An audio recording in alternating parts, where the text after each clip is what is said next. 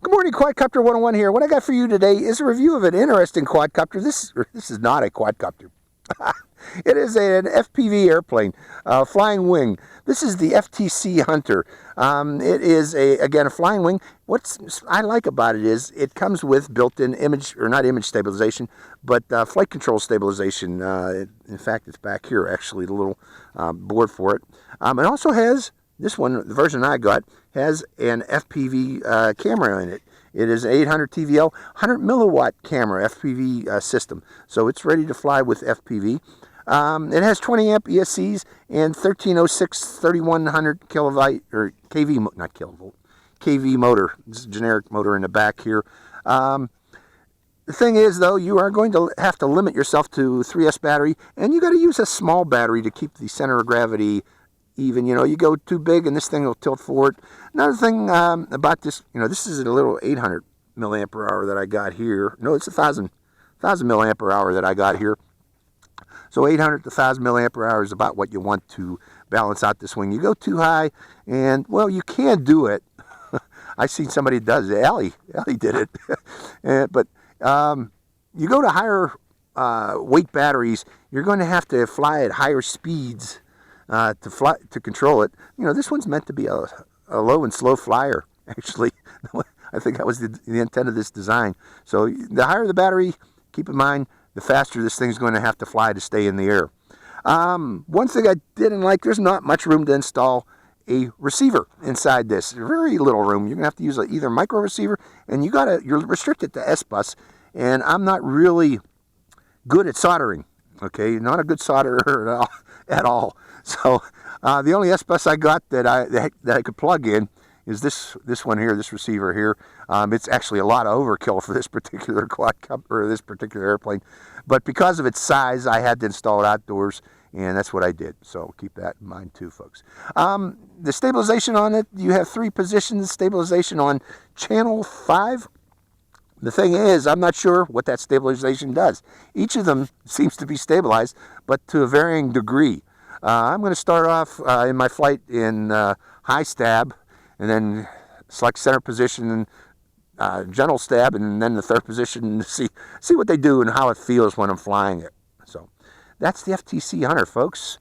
Interesting little tiny, it's actually a small airplane for FPV capability, but if it flies the way I've seen the advertisements, other advertisements for it, it should be a fun flyer to add to your collection. So we'll see how it flies. So hope you enjoy this flight.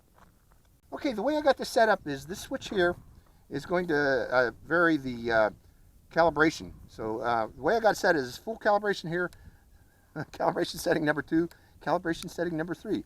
I am not quite sure what the difference is between the 3, but I'm going to start off with that one there. And picking up the airplane. And the wind's coming from that direction, so I am going to be launching it this way. So hope you enjoy this flight. Good luck here. Wish me luck, folks. Give it some throttle. There we go. Oh, gee. That wasn't good, was it? Good morning, Quadcopter 101 here, and it's another day. Well, that first flight of this did not go very well, did it, folks? Part of the problem is that this does not come with instructions. There are absolutely no instructions at all. You just get the airplane inside of a box. You have to, install your own receiver. It's got to be an SBUS receiver currently, and you got to supply your own battery. And one of the big things, since this is gyro stabilized, you need to know how to stabilize it, and they did not include any instructions on how to do that, how to calibrate the gyros, in effect. They are calibrated at the factory, but in my case, it wasn't very good calibration, I think it was calibrated nose down, to tell you the truth. But the folks at TomTop, I brought this issue up with them, and their technicians actually went in and developed their own instructions for this, which was pretty dang nice. It loses a little bit in the translation, but I'm going to include a link down below on their instructions on how to set this thing up for its first flight. Like, one of the things that I missed in my first flight was, and I should have known this, was to set the calibrate the ESCs for the motor to the throttle stick on my transmitter, my Tyrannus. And it's really easy to do, folks. With the propeller removed, and with the after you get the Tyrannus bound up for the first time to the transmitter, turn on the transmitter and set your throttle high, and then plug in the quadcopter to power on the receiver and bind it to the transmitter. You'll hear a series of beeps coming from the ESC that's telling you that that understands that's full throttle position. Then you bring the stick down to its lowest point, and then you'll hear another series of beeps saying, okay, I understand that that's the lowest point of the throttle, and then you can remove power from the receiver, and it will remember that. So you'll have a nice smooth throttle. In my case, I did not do that before that first flight, and I had to go halfway up before the throttle even kicked in, and it kicks in at almost full power. So another thing, you need to set fail-safe, especially with these SBUS style receivers. That's not hard to do either, folks. After you bind the transmitter to your receiver, set your sticks the way you'd like them, in case you do lose transmission from your transmitter. In my case, I set the throttle to 0 and centered all the other sticks. And then you hit the bind button one time, and that will remember that that's your fail-safe position for in case you lose reception from the transmitter. So in my case, the sticks are going to the center, and the throttle is going to cut off. So that's about it. That's not it.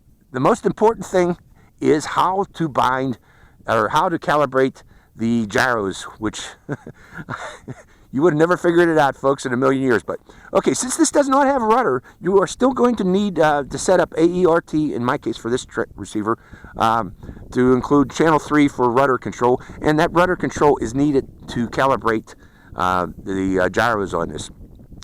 Again, AERT, and channel 5 is the inputs for the gyro stabilizer, so you can set the beginner, intermediate, and expert rates. So let's go over how to calibrate the gyro. That's the first thing that I want to show you before we go for a flight.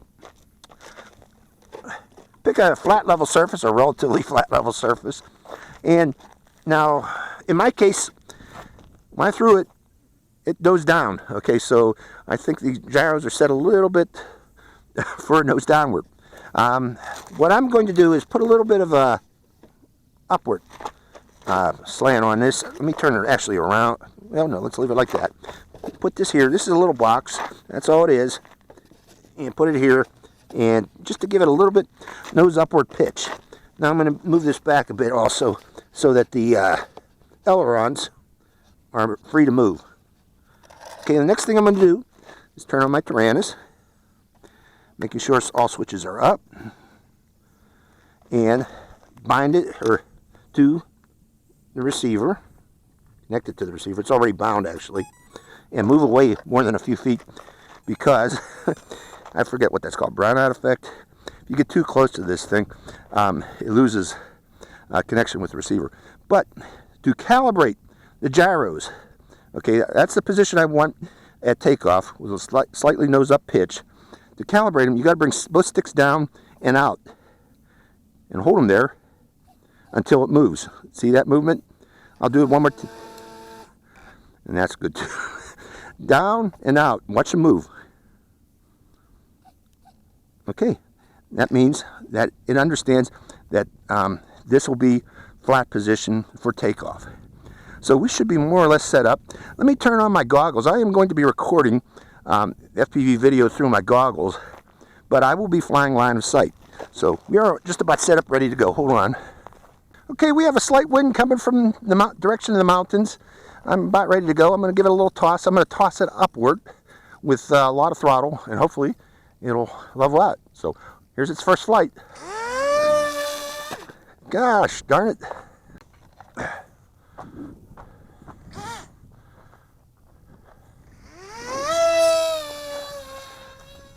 3, 2, 1. I got it to go up. It kept wanting to dive into the ground. But what I had to do to get it in the air was give it a lot of upward pull on the stick at takeoff. Otherwise, it kept wanting to dive into the ground. But now it's working okay. So be careful on those takeoffs with this thing, because otherwise it will nose into the ground. It wants to nose in the ground at takeoff. So pull back on the pitch at takeoff. But now it seems to be flying okay. I am in center position, so this is not beginner's rate. Let me go up higher and see what the different positions do. Give it a little throttle, little pull. It's stabilized at this rate in center position. Giving more throttle to counter that wobble there. It was obviously looking like it was stalling. Oh no, I am in full up. So this is stabilized beginner's rate. How about center?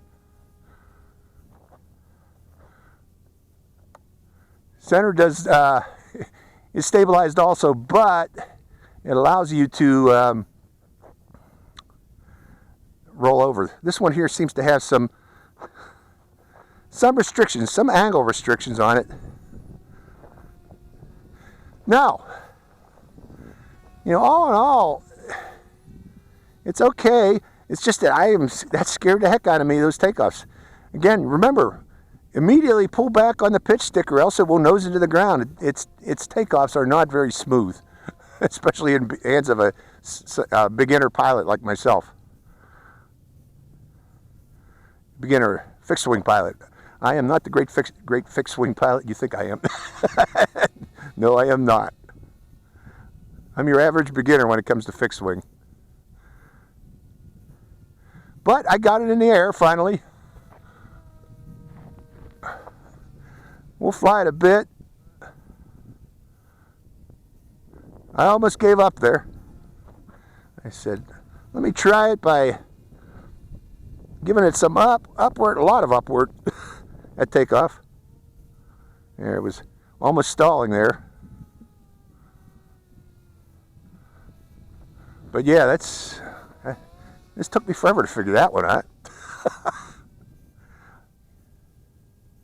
Now, I flew another stabilized air wing recently. It had no problem at all takeoff. I mean, it was very easy to take off. But this one here, I guess is more for intermediate pilots who want to. This, I guess, would be a good racing wing because it is fast. I'll give you, you know, it's zipping along pretty good clip here.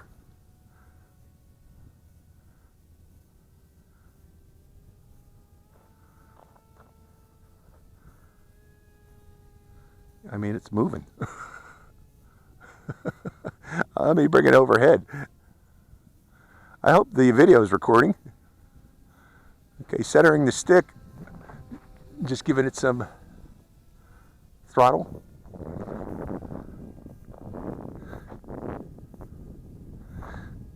The FTC Hunter. Yeah, I guess this is intended as a racer. A flying wing racer. And I guess this would be a good flying wing racer because it moves. I'm cutting the throttle back. Let's let it glide a bit. It's gliding. Increasing throttle.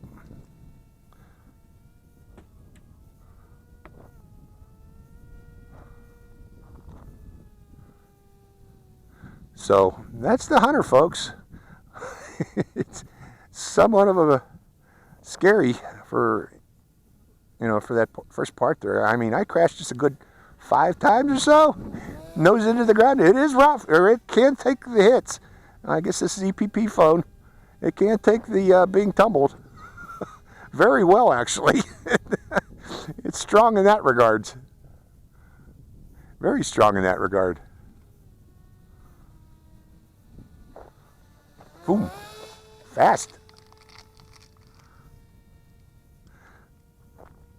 I am just flying it only, folks, because flying wings are a little bit above my pay grade. Even with gyro stabilization. Well, gyro stabilization makes it easy to fly. But if I go into intermediate or expert, I'm going to have problems myself. So if you're an intermediate flyer, you can learn this. It's just that takeoffs were... It took me a while to figure that one out. You really want to pull back on that stick right away at takeoff. Otherwise, it's going to nose in. But once it gets up to speed, then its gyros do take over well.